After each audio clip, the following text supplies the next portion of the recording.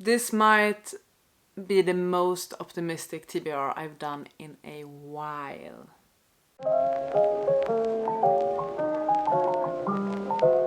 Hi friends, and welcome back to my channel, and welcome to my July TBR. I don't know how long I seem to believe that July is. Apparently I think it will last for like 3 months. I have a huge TBR for July that I'm insanely excited about for so many reasons. July is in the middle of summer. I am definitely in a reading mood lately, so that is perfect. I'm going solo traveling in July. I will be away for almost a week on my own, gonna keep myself company, and the way I'm gonna do that is by reading books. Very excited about that. I'm hoping to read a lot while I'm away. I'm sort of thinking of it as like a social detox in some ways, and I'm bringing books to keep me company. And I've been planning this holiday vacation TBR for months, and I'm so excited to finally share it with you. And when I've been planning this, like, my mind has just been centered around the holiday, but in fact there's actually weeks before and after that as well, so I do have some options for that too. Let's start with books I'm hoping to read in general throughout the month for various reasons, for challenge reasons, and then we'll talk about my holiday TBR, what I'm very likely to read, what I might not get to. Let's start with the Buzzwordathon prompts, just because we can. The title challenge is to read a book with an occupation in the title. I did not have that many books that worked with this, but I have chosen one that I think will be a good summer read. And that is Assistant to the Villain by Hannah Nicole Marer. I'm viewing assistant as the occupation here, because it is a job. I believe this is like a fantasy romance. It was really popular on Book Talk a few years ago. And it's about a high-ranking villain who seeks a loyal, level-headed assistant for unspecified office duties. So we have a young woman who gets this job, and she also has a crush on her boss, who is the villain. I think it could be fun. I want something like a bit of romance, a bit of humor. I'm really not in that much of a romance mood. I haven't really picked any romances for the rest of my TBR, so I feel like this might be good that I still try to throw in some romance. Second Buzzwordathon challenge is cover one, and the cover one is to read something with metallic on the cover. I don't remember if that refers to like foiling or if it refers to like metallic things, but I feel like I have the most metallic book ever. You can almost see it like reflecting on my face, right? I plan on reading, or hope to read, Silver Nitrate by Silvia Moreno Garcia. This is metallic, alright? Like, the entire book is silver. If this doesn't count, I don't know what does. I believe it's one of the first books from the Evernight subscription from Illumicrate, which I don't subscribe to anymore, but still. I've just had this on my shelves for a few years. It's about 300 pages long, so not too long. It's a quite cool edition, actually. We also have some things underneath the dust jacket. It's a horror focused on the like film industry in the 90s of Mexico City, I think. And it's about someone who's a cult horror director. Now the director wants our main characters to help him shoot the missing scenes and lift a curse. So it seems to be horror, bit historic, bit fantasy, maybe. I don't know really. I've actually never read any Silvia Moreno Garcia either. And I feel like it's about time. And once again, this one has been on my shelves for years. So this is definitely a metallic book to read. That's it for like the requirements for Buzzwordathon. A few books that is sort of within a theme that I just want to mention. One book I want to make a video about, actually. Earlier this spring I picked up Can You Solve the Murder by Anthony Johnston. And this is a book where you, the reader, solve the mystery. So it's actually like after each chapter there are some prompts that if you believe this option, you go to this page, if you think this, go to this page, and you sort of actually flip between the pages as you read the story. So you read a paragraph or like a chapter, and then you get some notes about, oh, you should write this in your notebook, so you should have a pen and paper with you, I believe. And then if you want to do this action as the character, turn to this page. If you want to do this action, turn to this page. And I just thought it would be fun to sort of attempt to solve this on camera. So I might give that a go at the start of July. I'm really worried that I'm gonna seem stupid. and that I might think too highly of myself and be like too confident that, oh yeah, I will definitely solve this, and then be like, oh okay, no, I didn't. We have like the numbered sections, you have a detective's notebook, and you have clue numbers, and when you put them all together, you're supposed as the reader to be able to solve this mystery. And the mystery is about a murder at Elysium, a wellness retreat set in the English country manor. You arrive to find the body of a local businessman on the lawn with a rose placed in his mouth. It appears he has been stabbed with a gardening fork and fell to his death from the balcony above. But that balcony can be accessed only through a locked door. The key is missing and everyone in Elysium is now a suspect. Gather the evidence and examine the clues. Choose who to interview next and who to accuse as your prime suspect. I think this can be a lot of fun. I mentioned it in previous videos that I sort of feel like I'm in a mystery sort of era mood at least. So I think this is like a good summer thing to do. And just on the theme of solving puzzles, I guess, a book, it's not really my travel TBR, but I will bring it on my travel. Myrtle. I purchased this one earlier this spring. I've sold a bunch of them on my flight back from Athens. I sold a bunch of them when I went to Chicago back and forth this year.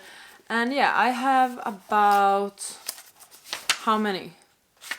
Like 25 mysteries left of this. And I think I want to do it at some point in July. I might either do it as like practice or homework before getting to this one, just to find myself in that like solving puzzle sort of mindset, or I might bring this with me to my trip to Malta. We'll see. But basically what this is, it isn't really a book you read. There is like an overarching story that you can read and play into if you want to, but really it's just like a different version of like a puzzle, a Sudoku, whatever. So you have like these boxes that you sort of tick things off with. Like every page is like a new mystery, and you get a list of suspects, a list of locations, weapons, possibly motives and other clues and evidence, and you sort of use deduction to figure out who's been where, using what, and what's relating to who, and with that you can sort of figure out who is the killer. And it's quite fun. I really enjoyed this actually. I had a lot of fun with this. And I'm thinking that I will do more of this now in July, possibly when I'm away.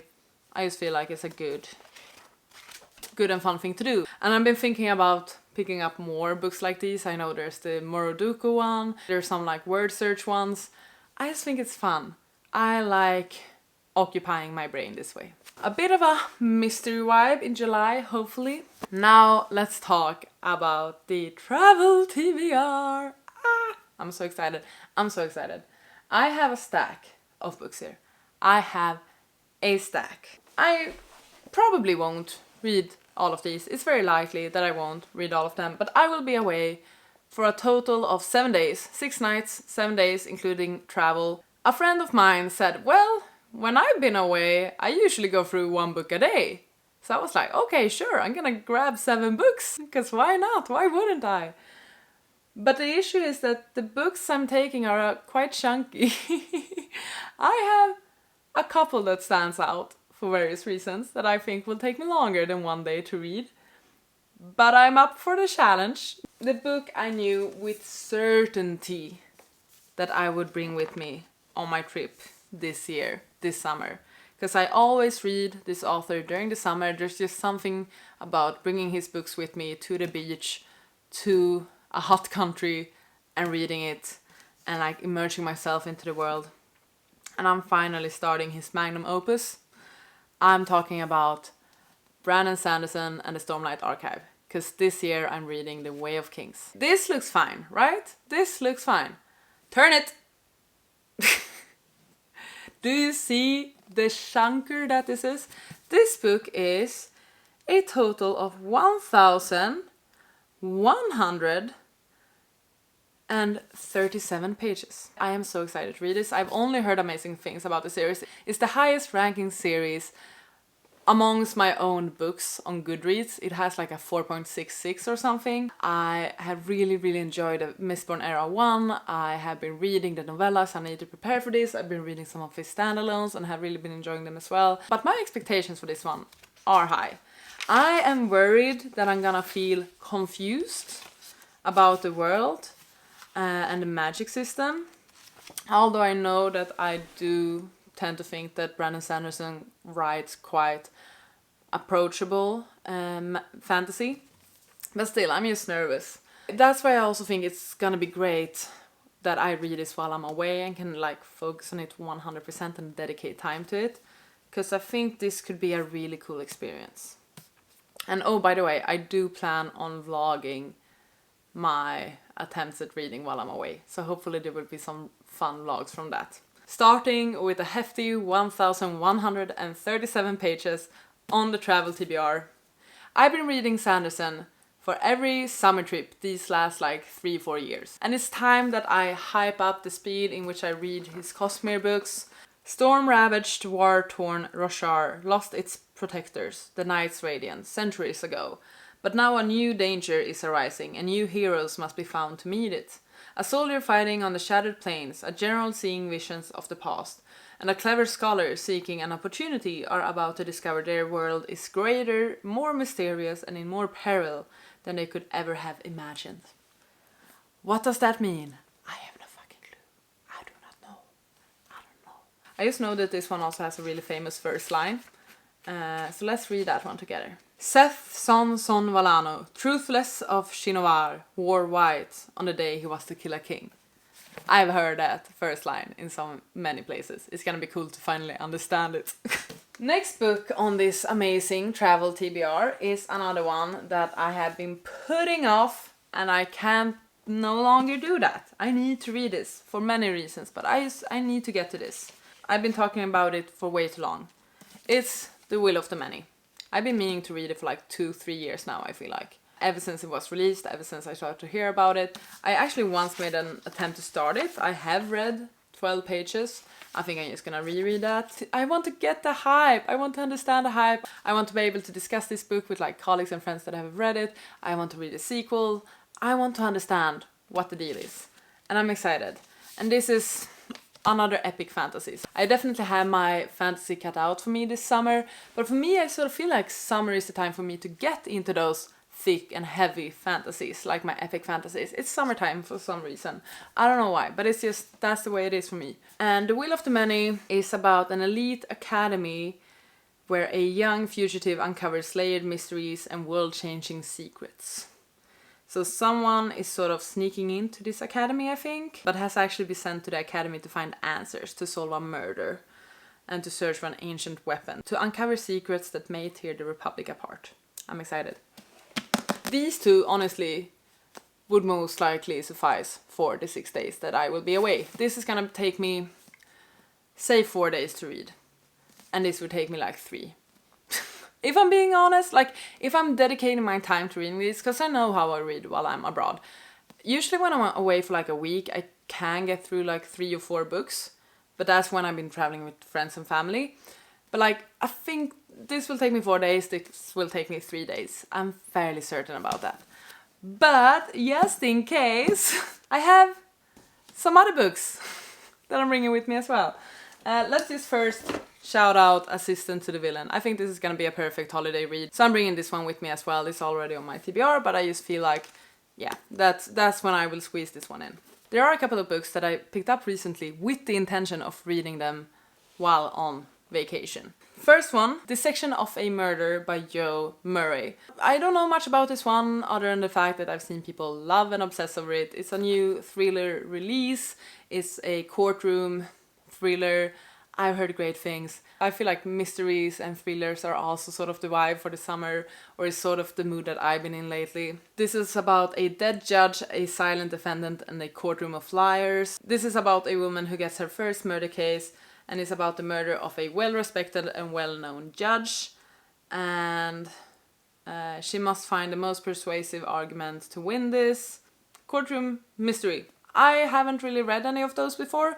I've just heard good things about this, so I'm excited and I want to read a thriller mystery. Another mystery I purchased with the intention of bringing it with me on vacation is Every Time I Go on Vacation, Someone Dies by Catherine Mack. I just thought it could be a fun, good time. It's about a best-selling author who is on a book tour and her ex-boyfriend is targeted by a killer, and she writes mysteries, so she sort of, I guess, tries to solve this or tries to figure out what's going on. And it just seems like a fun time. And I know it's a series, and I would like to know if it's a series I want to get into or not. A zany madcap murder mystery. Some fun to break off from like the more serious thriller and the heavy high fantasies. One would think that, okay, Charlotte, you now have 5 books. You have 5 chunky books. Like the shortest one is this one, and that's like 330 pages or something. But the rest, 400 pages or over. You must be thinking that, oh, she's done now. That's her TBR. No. I told you, 1 book per day. I don't think I will be reading 1 book per day, but I mean, more impossible things have happened, right? Okay, I have fantasies. Definitely not bringing another fantasy. I have some thrillers. No need to bring that. What do I want to read? I'm not really in a romance mood. I don't really own that many romances anymore. And I'm not really that into them either. So I don't really feel like I want to bring those. I feel like I am more in a literary, contemporary sort of mood. And these are not as certain as the other books. Like, these ones I'm actually bringing, unless I manage to read this beforehand. But like, these 4 are like 100% certain going into the luggage. Like these, they are my holiday TBR. But just because I like to be a bit extreme and just want to add more books because it's fun, I'm thinking contemporaries, litfic, things like that. I would like to feel something. And a book I also purchased recently that is very fitting with the times, because I'm going to a lot of weddings this year, or not a lot, I'm going to 2, but still, it's more than I've gone to before. The Wedding People by Alison Esbach. I heard about and seen this book everywhere. I think it could be a good time. Or not good time. I feel like this is sad, but I also feel like it's a good summer beach read. It's about someone who is at a grand beachside hotel and someone is mistaking her for being one of the wedding guests. And yeah, the bride discovers her elaborate destination wedding could be ruined by a divorce and the depressed stranger. She is furious. Okay, so the divorce and the depressed stranger is our main character. Lila has spent months accounting for every detail and every possible disaster except for, well, Phoebe. Soon both women find their best laid plans derailed and an unlikely confidant in one another. I feel like I've heard that this one tackles a bit heavier themes, and I just feel like it could once again be a good break from everything else I'm reading. I don't know. I'm trying to have some variety in here. This is just like, I'm going to weddings this year. The Wedding People seems to fit that. And then I'm actually not decided. Like, definitely not decided. But I decided to pick a book that is fairly short and that is on my 26 books to read in 2026. And that is What You're Looking For Is in the Library by Michiko Aoyama. This is just my 26 books to read in 2026. It's short, it's not heavy, it's probably cozy, translated. Why wouldn't I read it? Could be a good, like, just chillaxing on the balcony sort of book. What You're Looking For in the Library is about the magic of libraries and the discovery of connection. The inspirational tale shows how, by listening to our hearts, seizing opportunity, and reaching out, we too can fulfill our lifelong dreams. Which book will you recommend? I feel like it's one of those just like cozy, translated sort of stories that's, I don't know, gonna make me smile. Make me feel warm and cozy. Once again, these, not too certain that they will be the actual books. I have considered bringing an Alina Armas. I have considered bringing the Patti Smith book I purchased recently. A part of me would also like to get to The Ballad of Never After, but once again I'm reading so much fantasy, hopefully, during these days that I might be tired of it, so I don't know. I might get tired of reading, honestly. I might do something completely different.